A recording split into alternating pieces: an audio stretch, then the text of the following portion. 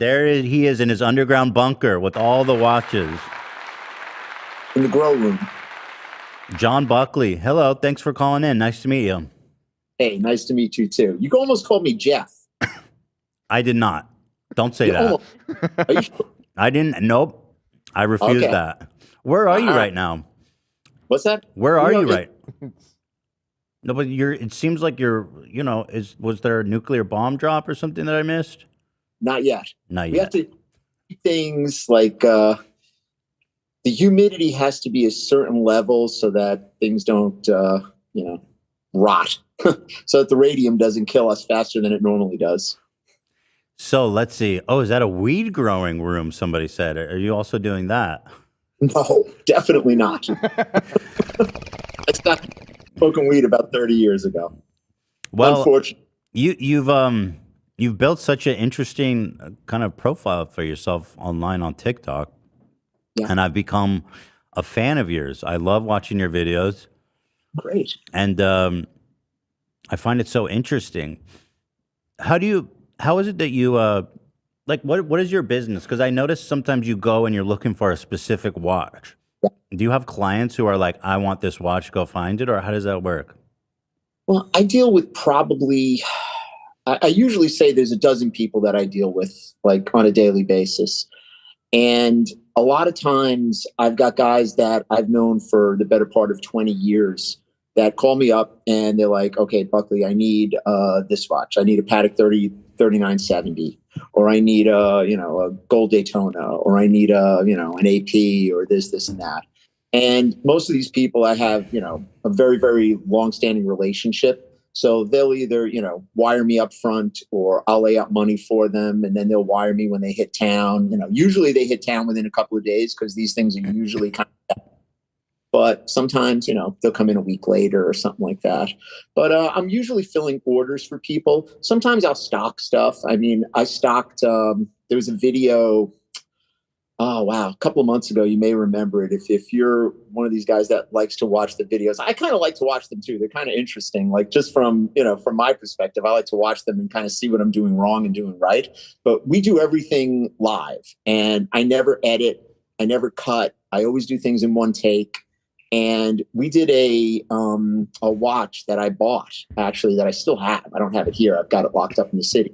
But the Hans Wilsdorf, the founder of Rolex, this watch to somebody, like 60 years, 70 years ago or something like that. And I've been trying to buy it for like 10 years off the owner. And then the owner, God rest in peace, he passed away, and I wound up buying it from the estate. And that was the video.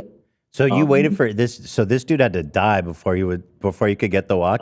Now, let me ask you this, John. Did the police have any questions for you, knowing you had a motive? You know something? I had a really good alibi. I'm from Brooklyn, so I think ahead. Okay, I was sick. Okay, good. Problem. You got receipts from. Yeah, good. Got like an Easy Pass tickets and things like that. And so how much was that watch? I wound up paying 125 for it. 125 grand. Yeah, and I've been trying to buy it since it was like 50 or 60. That's that's how these things work. Sometimes you really have to be. I'm not that much of a collector. Okay, I'm what I like to consider a professional collector. I mean, I buy and sell for money. Okay, the passion has kind of left me years ago for this stuff, and a lot of people don't understand that. They wonder why it is that I'll wear an Apple Watch, and I'm going out there buying all of these crazy watches. And it's just, I remember years ago and sometimes guys don't understand when I say that it used to be really special to be involved in, horology or vintage watches, especially. That's my area of expertise. And there were maybe, 100 or 200 of us, back in the late 90s, early 2000s that used to do this. And, now it's like every Tom, Dick, and Harry, dealer on 47th Street fancies themselves a vintage guy. And, it just kind of rubs me the wrong way. Why? Because you think that they don't have the credentials. Oh, they don't. Yeah. I have the credentials. Yeah. I mean, listen, it's like classic cars, and I'm not a car guy, but I know there are guys that, can look at a car from a mile away, and they'll know that that's the original bumper. Those are the original tires. Like, I'm the same way when it comes to this stuff. So wait, how is it that you make money? You buy just to resell at a markup, or? I do that stuff more as a courtesy to my longstanding customers. I'm a Mhm. parts. I deal in parts. I deal in investment grade watches and investment grade parts. Like, some of those watches, most of the watches that I buy and sell on TikTok are, for the most part, they're modern watches. But when you get into like the older vintage stuff from the 50s, 60s, 70s, 80s, there are very specific parts that go with them. And I'm an expert at identifying those parts in, like, a bag of other parts. And I'll know there's one part that I can use that I could sell to my customer in Singapore who's, waiting to put together this watch that's going to be worth, mid six-figure watch. And all I have to tell them this one little part that I'll get, I don't know, 50 or 60 grand for, and I'll be happy to get it. Damn, that's crazy. So you have the really interesting specialty skill. Yeah. So what's the most you've paid for a watch? Oh man, I've partnered on seven-figure watches. I've bought six-figure watches. I mean, I buy them six-figure watches regularly on TikTok. But And is that for you to? How many of those do you keep? Do you keep them, or you sell them? I still have the one from the estate. I have that one. I wanted that one. Most of the time I'm just filling an order for somebody, and I do it because A, I make money. B, I'm already there. It's really not a lot of work. It's just writing a check or sending a wire. And people, I don't know what it is about the younger generation. I'm 59. I just turned 59 last week. And people are like, how are you still writing checks? And what guys don't understand is, to send a bank, you can't do a Zelle or a credit card. Nobody, in my business, we're wholesalers. Nobody does that. You have to either send a wire or write a check. And if you send a wire costs you $30 in, $30 out. So if I do that 10 times a week times 4, I mean, it comes out to a substantial amount of money every month. So that's a check. And the people that we work with, I mean, we have relationships with them. I mean, you see some of the guys, Little Eddie and Albert, Yasha, Leah, Color Couture and Leah and Bobby Azal. I mean, those are friends for, over 20 years. Does anyone ever stiff you? You say that like people, you buy it for them, so you put out money. Does anyone ever stiff you? Every once in a while, I got burnt, not burnt. I mean, look, I tell people this and they look at me like I'm crazy. I lose money on probably between 5 and 10% of everything that I buy. Now, I'm speaking about parts and stuff like that, but like a month and a half ago, I had a customer that, called me up, wanted a green dial Daytona. It was like, I forget what I think I paid 82,000 for it. He was supposed to give me 83. He was flying in the next day. Guy just ghosted me after that. I wound up selling the watch back to who I bought it off of. Lost about $6,000 or $7,000 on the deal in a couple of days. But this is the business, There are other days that I make that, 3, 4, 5 times over. So, you cry over it if you're a dealer. I mean, I'm a veteran dealer, so this stuff happens. I mean, you lose money sometimes, just the way it is. But we make more than we lose. Yeah. Zach, you got any questions? Show him your watch, Zach. Let's see. Let's get a read on. It's a black date sub. I think the reference number is 116610LN is the model number. Is that helpful to you? A model number? Yeah, that's the model number. Okay. That's good. Okay. Beautiful watch. Yeah, beautiful. Thank you. Thank you. Beautiful watch. I mean, the classic Rolex. I mean, there Rolex. It is. Zach, John Buckley. I love the video of the one. It was for the Secret Service, I believe, that black sub. Oh, you don't know the story behind that. Oh, there's a story behind it. Go look for the video now. Yeah. I'm not a watch guy, but I'd be afraid of getting mugged on the street with a watch like that expensive. Does that happen? Not to us. Maybe other people it does. Because you know what? We are very careful. I grew up in the city. I grew up in New York in the 70s. So, I'm no babe in the woods. Mm-hmm. We have, we are, well protected, and we have security that's either lurk or, around on the block.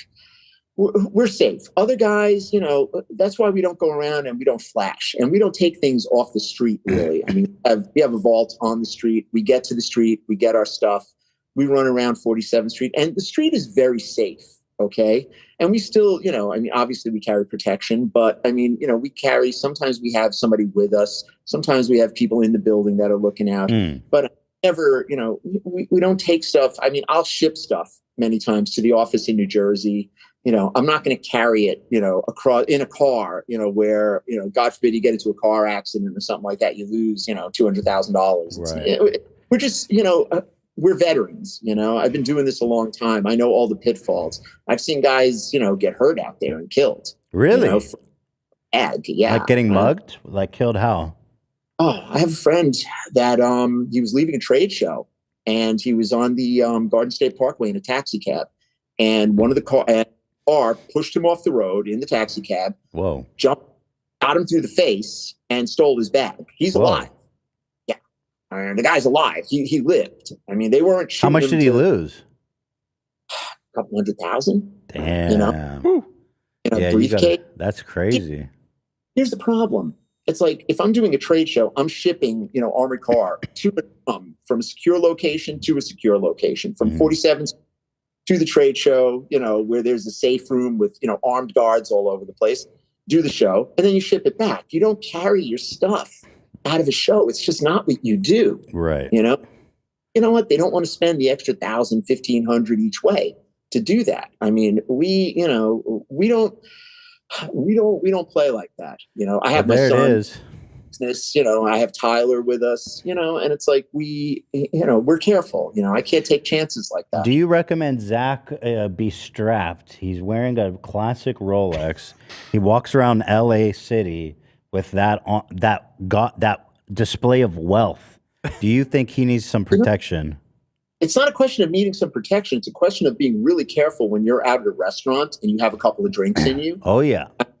If you look on TikTok, I think the TikTok page, I think stolen watches or something like that, and you'll see all the. I mean, I get these videos before they go online because customers will send them to me and say, "Hey, I'm not wearing my, my Patek 5980 or something like that," and I'll be like, "Yeah, good. You shouldn't be wearing that, walking around Barcelona or walking through the streets of London. London is really bad lately." I mean, Zach, are you looking over your shoulder now that you're kind of a Rolex guy? How's that changed your perspective on the street? I won't wear it everywhere. Okay. Where won't you wear it? Usually if it's like I'm going to hang out with friends or something and we know we're going out to dinner, I probably won't wear it then. I wear it in places I know that are comfortable. The John Buckley experience, Zach. He's already a veteran. He's learned already. He's smart. Yeah. Be careful. Listen, it's a new world. There were times. Listen, I have stories. I've walked through. The streets of Milan alone, wearing expensive watches, and I like to collect World Series rings. And I'd be walking around with a Yankees World Series ring and a Rolex Daytona on my left. You wear a World Series ring? You can't. I don't think you're allowed to do that, John. I collect them. I love. But you that wear stuff. it? Oh yeah. People mistake me like baseball players. Dude, what? You ever pretend you were a Yankee? Yeah. Does it ever work for you at the bar? Oh wait, I was in Mastro's in Vegas. That's a bit of stolen valor there, John, I have to say. You're familiar with that concept? Listen, I'm in Mastro's. I got a Lakers championship ring on each hand. What? Why? That's crazy. What the hell? Why? Like championship rings. So I'm sitting in Mastro's, and there's this couple sitting next to me, and they were looking at me. It was an older black couple, and they're looking at me. And I'm sitting there and I'm eating my whatever I was eating. And I was with one of my guys. And I get up and the lady, she was very sweet. She was like, "Excuse me, sir, what is the significance of those rings?" So I'm like, "Oh, these are from the Los Angeles Lakers, 2010 and 2011, or I forget the years that they were." And like, "Oh, are you on the team?" I was like, "Yes, I was." She was like, "Oh, what was you?" Magic Johnson. She was like, "Oh, what a pleasure to meet you." I was like, "Oh, wait, how tall are you, John? I can't tell with you sitting. What's that? I'm not that tall. Not that tall, yeah. I'm not tall enough for the NBA. Dude, I gotta say that's kind of wild to walk around in those rings.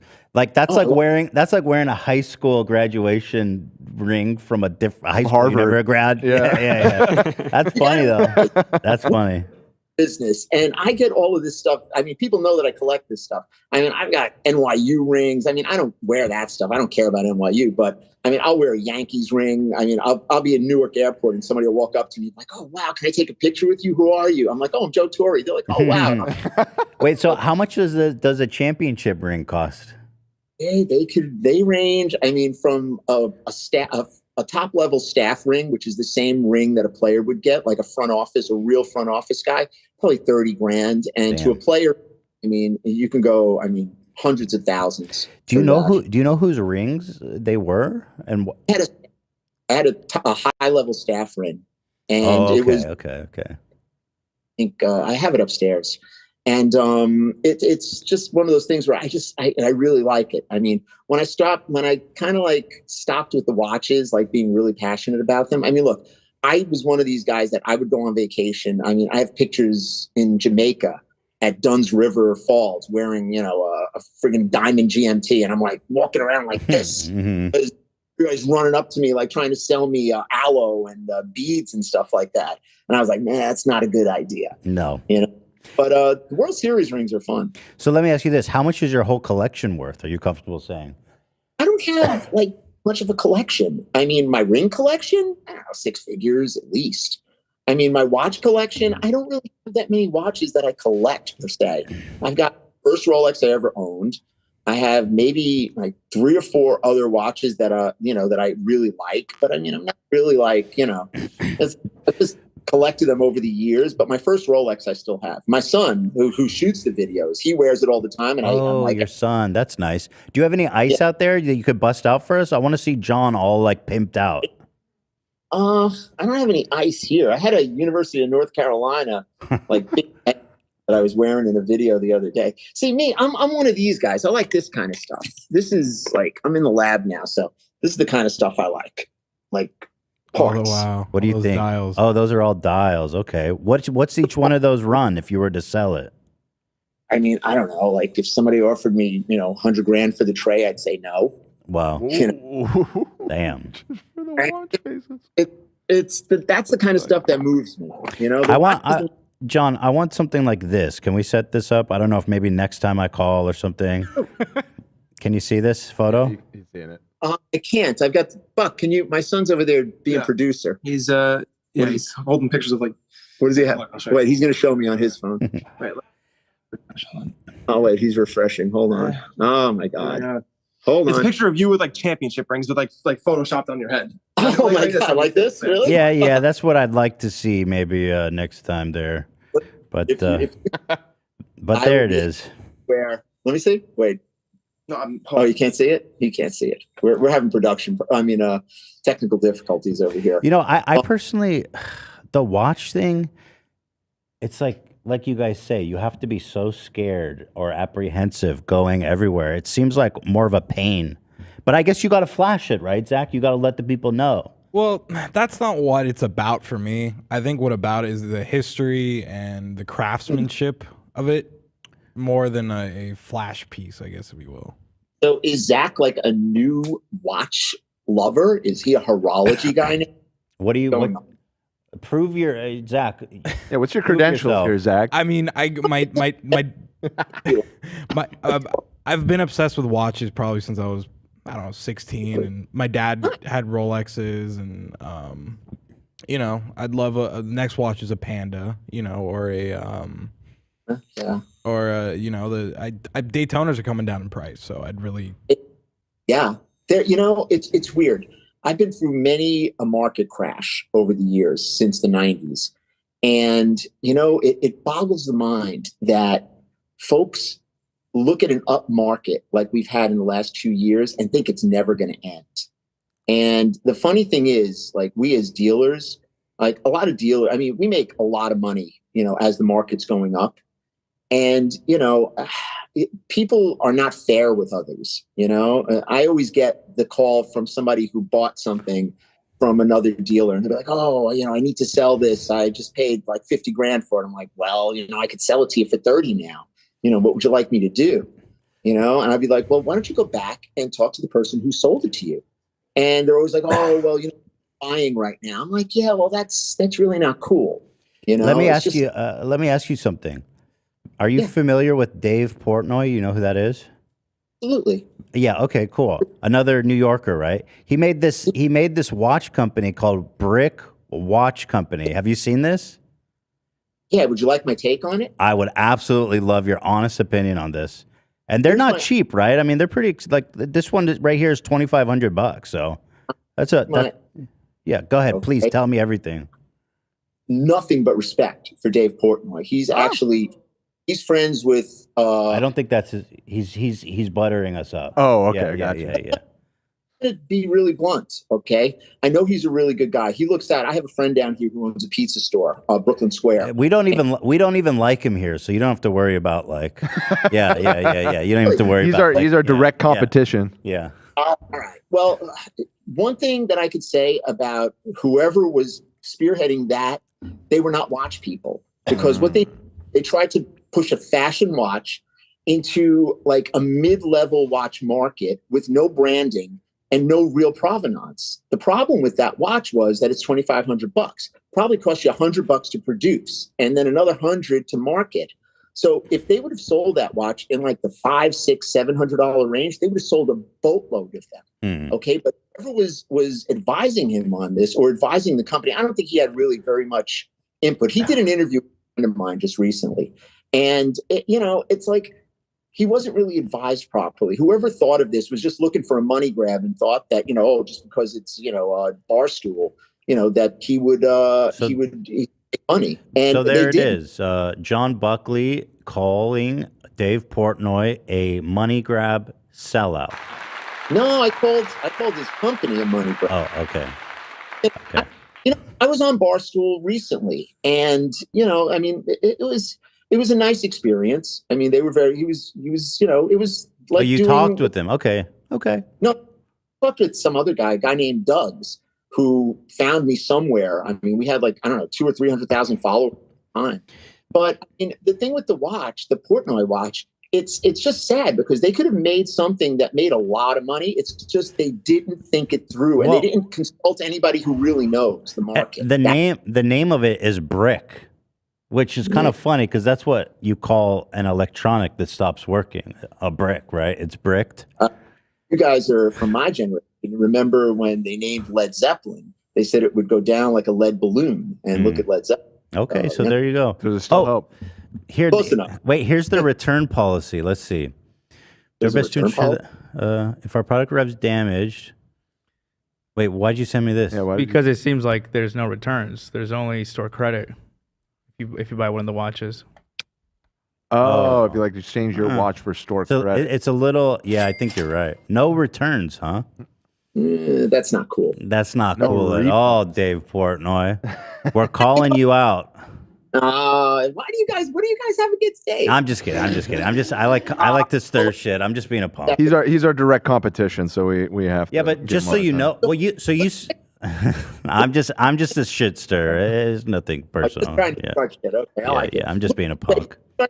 I'll help you start shit. Look at the people, okay, that are doing exactly what I'm doing in such a high production, just ridiculously fake way all over the internet now. I mean, we started this. I mean, I'm partners in Vucom, okay? And that started Vucom, started this in the summer before I even started doing TikTok, doing negotiations. He and my son, who ran to jiu-jitsu right now, so I'm on my own, okay? That shows you where I'm at over here. They started doing the negotiations like in the late summer, and they were approached to do a TikTok show called Buying Time. And we wound up doing the show recently after I got into it. And now you got every Tom, Dick, and Harry out there going over there. Hey, how much is this watch? Oh, I'll buy it for $1,000. No, I want $1,250. And it's just so forced and just so, it's cringy. Yeah. Look, you're the only real one out there, John. You're a trailblazer, and I wish everybody else nothing but the worst. And for you, John, only the best. But I appreciate you chatting with us. It was nice to get to know you. Congratulations on a really cool, interesting career, and also so cool that you're able to share it with the people of the world. So very cool. I wanted to say I really appreciate you getting me on here. I know it's a big deal because every time I was like, I'm doing this thing called H3. I was like, oh wow, really? I'm like, Yeah, we're kind of a big deal, but it's not a problem. This ain't no small Yeah, I town mean, stuff like yeah, Barstool. You know what I mean? You know, it's no problem though. It's all good. Yeah. Yeah, guys are but fun. not as big time as you. I mean, you're big. You're big on TikTok. All right, Listen, John. I was loving this stuff, before it got popular. So it's just all good to me. I love it. It's important that everybody enjoys it, and I'm glad you guys are enjoying it too. It's my pleasure. Yeah, love it. Keep it up. God bless. Thank Go get more of those Laker rings. I want a Laker championship ring on every finger. You have me on next time. I'll come over here. Yes. That's what I want. You tell me when you're ready, and I want that. I want that. I want the necklace. I want the watch. I want the most expensive you can put together. All right. A crown? Do you have a tiara or a crown or something? Find it. Don't worry. Yeah. We have everything. That sounds good. That sounds awesome. All right. Take care. Nice chatting. Thank you. Be well. Bye. Bye. Good guy. Interesting guy, John Buckley.